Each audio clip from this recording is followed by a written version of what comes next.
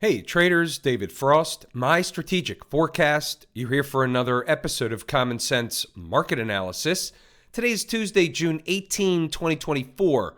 We're looking at a daily chart of the SPY or Spider, which is the proxy for the S&P 500. What do we have on that docket today? Much of the same as yesterday, only not a big up day, but the market continues in the float up / melt up operation mode. She made a slight new high today, finished around yesterday's highs within a few pennies. No revelation. The horizontal trend line, the blue trend line you see on the screen, is none other than 550, which is a semi-fat round number between 500 and 600. We talked about it last night. It's a natural number as far as I'm concerned, not a magic number. Let's go over some things we got on the docket this week.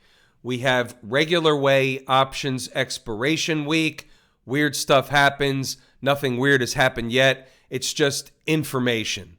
The second thing, market is closed tomorrow on Wednesday for Juneteenth. Federal holiday, banks are closed, market is closed, many businesses are open.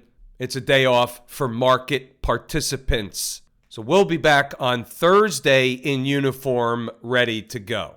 We have a tinfoil hat event this week. What exactly is that?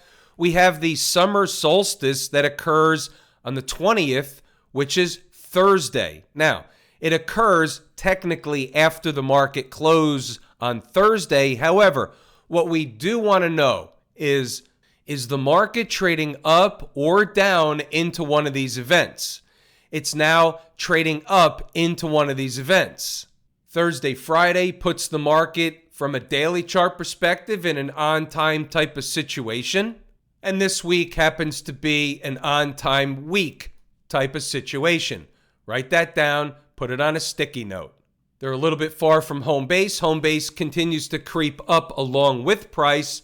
However, once she, meaning the market, Mrs. Market, gets too far from home base, she typically likes to either eat some time off the clock, let home base have a chance to creep up toward price, work off some of the air quote overbought condition, or she'll pull back a little bit in a retracement / corrective manner, recocking the gun, resetting the tape, letting the 20-period moving average come closer to price. As I put it, the 20-period moving average is like home base. Doesn't like to get too far from home base. She's getting a little far from home base right now. Too far from home base, tinfoil hat event this week, on-time situation, daily, weekly chart, this week, next week. 3 guys tell you you're drunk, go sit down. Doesn't guarantee anything happens. We'll say that the market has some headwinds. We're going to spend some time tonight looking at a few other things than we normally look at. We're looking for clues. What Mrs. Market may be telling us that most people might not be able to recognize. For now, from a daily chart, garden variety perspective, the market's not really telling us anything different than it told us last night. It was a narrow ranging day. Not a trader's tape today, however. In the live trading room, we did have a nice trade that we had many participants in. We had a two-way situation today for those that wanted it. We had a short. If any trader wanted it, they had a long at support. We had some stocks on the move. We had some stuff that came up after the opening bell. Even on a quiet day, it was a pretty good day in the live trading room.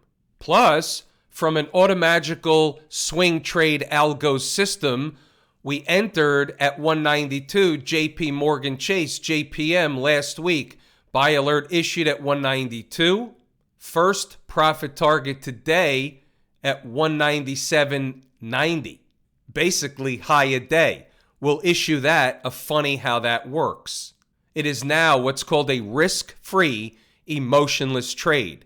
We're not going to let the remaining portion or the trailing portion of the trade go bad on us. We're guaranteed now a base hit. Base hits put you in the Hall of Fame. Base hits on swing trades are different than base hits on day trades. The base hits on swing trades are bigger than day trades. This is only the first profit target. There's more for JPM. But notice where they found resistance today, right at the first profit target. No accidents, no coincidences. Lazy swing trader, automagical algo system. Here's inside the numbers today. So here's the commentary. This is the pre-market posting. Comes out around 6:30, 6:15, 7 o'clock. Long before the opening bell, it's our first take in what's going on from a big picture perspective. Pause the video, read the notes, go back to the chart and double check the work. I'm going to point out a few important things that happened today inside the numbers that was posted in the commentary. Things that were beneficial for traders looking to be active intraday, day trade / scalp traders. That's who this is for. Whether you trade the ES, the MES, options on the SPY, options on the SPX, exchange traded products, leveraged products, it doesn't make any difference. It all works the same way. Your choice, how you want to approach the trade in terms of the product or vehicle you want to trade. Very simply, above yesterday's high, she's bullish, continues up toward 550 or some other number. And if there's a pullback operation, we have some numbers going in the southbound lane. We had an 8:30 a.m. economic data point in terms of retail sales today. Didn't really do anything to the market, but I noted it when it occurred. What's the scoop today? Well, market's levitating a little bit. We're looking for overhead resistance. Traders that want or would like to entertain a short trade, here it is. We've got some overhead resistance if they should try and pop the tape a little around the open, give or take.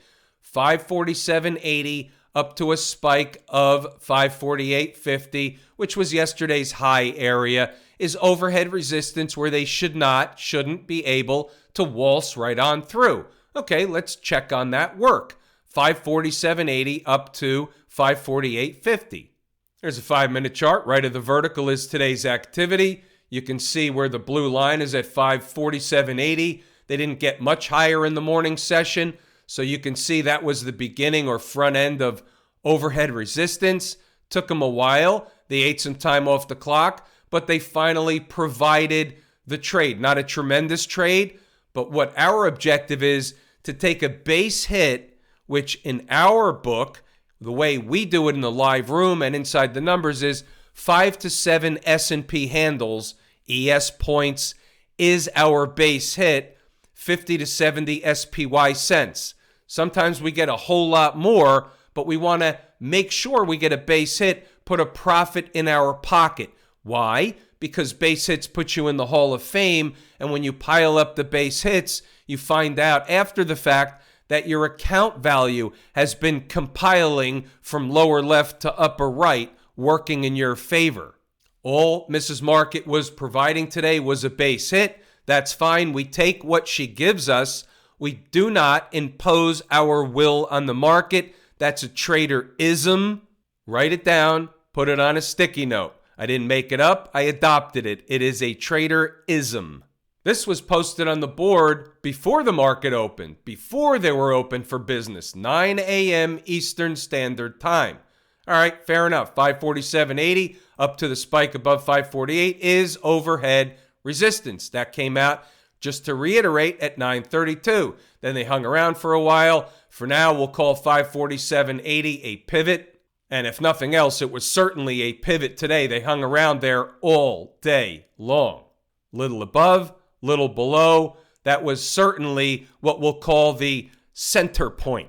Below 547.80, she can fall. Staying above, she can rally up to the highs. All that stuff was reiterated many, many times. By 10:26, we got the base hit in the book from the short. Finally, nice trade. 547, give or take, is short-term support.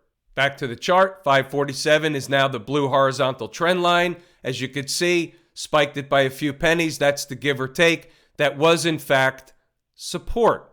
Funny how that works. So if you think about this from a logical perspective, what did we have today? We had the early resistance zone, and then we had the early support zone. If you're able to do that and it helps your trading, then you don't need any help. But if you're not able to do that and you would like some help, come visit us at Inside the Numbers and or in the live room. You can use these numbers to trade each and every day. Pause the video, read the notes, go back to the chart, and double check the work. It's all in here. It's a slow market.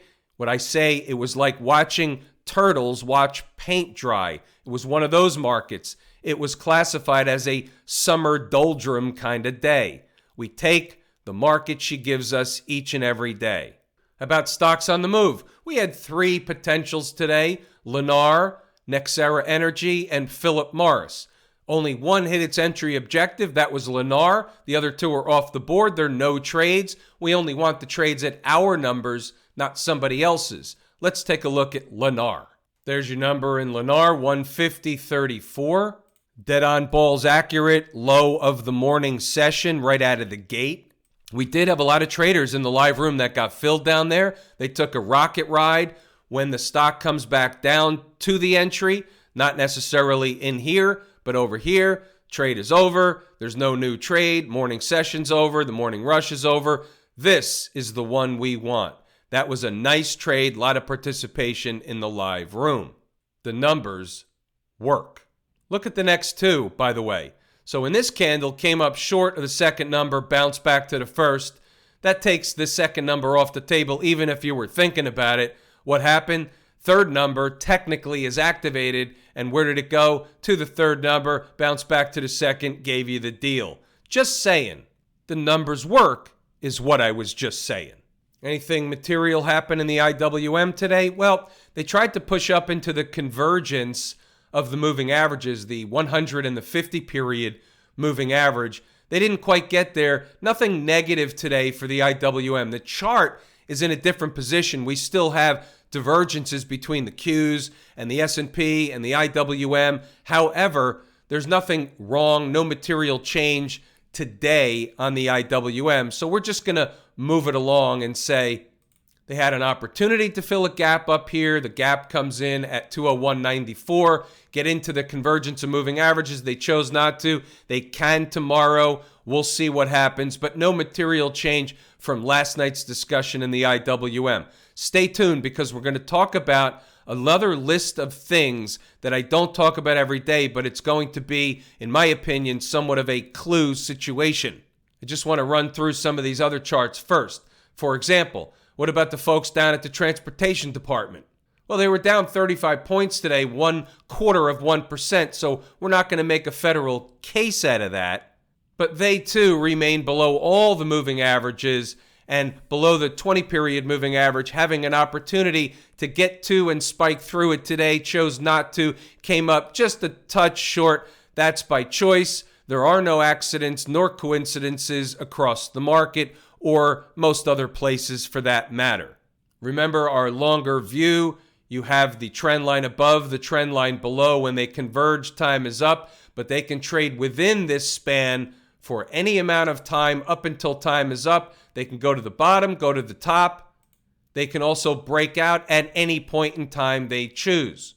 This is information. It's guideline information. 15,125 is overhead resistance. If they should pop the transports in the northern direction, write that down, put it on a sticky note. Below the low opens a door for the bottom trend line. Below the low from the other day on Friday the 14th. Qs were flat-ish today, nothing going on here, no change from yesterday. Today the market took a breather across the board. Up or down just a little bit, just a touch, is after a big day, just taking a rest day, a respite, if you will. The XLF back above the neckline of the head and shoulders formation. What does that mean? That means this is off the table. Doesn't mean the market can't go back down. It means that pattern from a textbook perspective is off the table. It has officially failed as of today's close. Not my rule, it's the thing rule.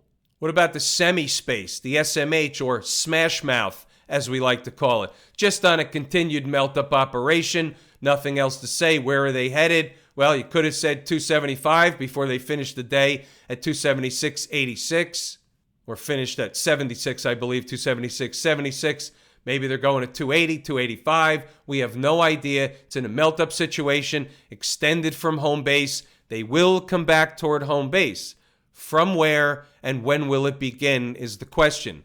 Remember, big time, big picture stuff, on-time situation later this week, daily chart, on-time situation, on-time type situation next week, weekly chart. Of note, puzzle piece, put them on the table. Tinfoil hat event, extended from home base. I'll leave you with this one before we get to some other charts. When it feels really, really wrong, it's generally correct. What we're looking for from a trading perspective and or signal of a trend change. Where do you find those? In the course, Lazy E-mini Trader. There's a list. Now here's something different I found today. Thought it was interesting just from a viewpoint, from a 30,000 foot view. I'm looking at this little list and I'm saying, hey, look at this. This is quite interesting. So we look at the Fab 7 stocks. Every one of them except NVIDIA was down today. Why is that? You have Amazon down. Looking at the daily chart, we have potentially a lower high. In the future, we might have potentially a head and shoulders formation, but we don't have it today. Weekly chart above all the moving averages. Nothing wrong with this weekly chart until or unless they came below the 20-week moving average and stayed there and broke below the low here, 175.92 on a weekly close. That's the only thing that shakes the weekly chart up. Apple, down today, but they were up a lot recently, so we're not going to read too much into that. They're up tremendous just even in the last week. We're not going to read too much in, but down $2.38. It's of note. It's one of the Fab 7. It was down. I thought it was interesting information. Microsoft, down today, but they're high on the chart, so we're not going to read too much into that. We don't need these numbers anymore. We're not going to read too much into having a down day other than the fact that 6 out of the Fab 7 were down is something developing. ING in italics. Ing, developing. Google, down today. Nothing really wrong with the chart. Down a couple of bucks, over 1%. Again, are they hinting ING in italics something? Forget NVIDIA, that's a monster. I can't believe this thing's still on the chart. I thought it was wiped off the chart already. Well, we could look at the weekly chart. It's not there. And it's not on a 4-hour chart either, and this is close enough to the daily. So we'll just say monster, monster, monster, and then we just move it along to the next thing, which is Meta, down over $7 today. Here's a 4-hour chart. Let's go to the daily. So again, you could potentially have a lower high here. Above all the moving averages, she's bullish, but you still have a lower high. And why was it down $7 today? Tesla had a nice up day yesterday, a little bit of a give back today. However, why was 6 out of the 7 Fab 7 down today? Again, I don't need an answer. I don't have an answer. I'm just looking at the information saying, hey, there's information we may be able to use. Does it coincide with other information? Does it support other information we have?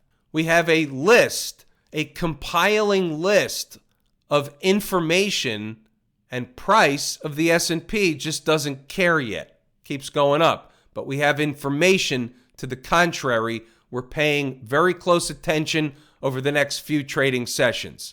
You're looking for a turn. They come in several varieties or several different ways. You're looking for, sometimes it's a gap down opening. Sometimes it's an intraday reversal. Sometimes they'll just roll over in a bleeding, slow, grinding format. We don't know exactly what it's going to be. What we do know is the market doesn't go up forever. They have a place, a destination where they're headed. Once they get to that destination, whether it's in time or price or both, they will have a reaction in the other direction, a garden variety retracement operation. Have I told you how much I appreciate each and every one of you? Without you, these videos are not possible. That is true and accurate information. We're pulling the ripcord here today. I'm David Frost, My Strategic Forecast. Thanks again for tuning in to another episode of Common Sense Market Analysis.